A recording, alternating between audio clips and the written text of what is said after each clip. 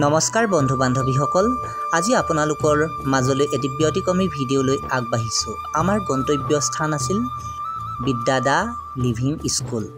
প্ৰায় ৭০-৮০ জন ছাত্ৰ ছাত্ৰীৰ সৈতে আমাৰ জাতীয় বিদ্যালয়ৰ পৰা আমি ফিল্ড ষ্টাডিৰ বাবে ছাত্ৰ ছাত্ৰীসকলক লৈ গৈছিলোঁ সেই বিদ্যালয়খনলৈ।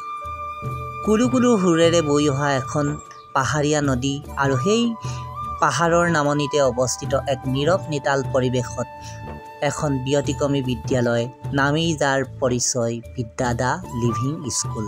সঁচাকৈ মনোৰম প্ৰাকৃতিক সৌন্দৰ্য আৰু নান্দনিক দৃশ্যৰাজিৰে ভৰপূৰ এই পৰিৱেশে মোক আকৰ্ষিত কৰিলে।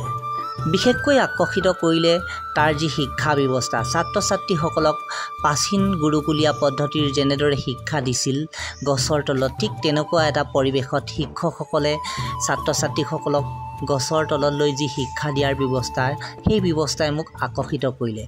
আচলতে ক'বলৈ গ'লে সম্পূৰ্ণ গতানুগতিক শিক্ষাৰ পৰা আঁতৰি এক অগতানুগতিক পদ্ধতিৰে ছাত্ৰ ছাত্ৰীসকলক শৈক্ষিক মানসিক আদি সকলো দিশতে আগবঢ়াই নিয়াৰ প্ৰচেষ্টাই হৈছে বিদ্যাদা লিভিং স্কুলৰ মূল লক্ষ্য।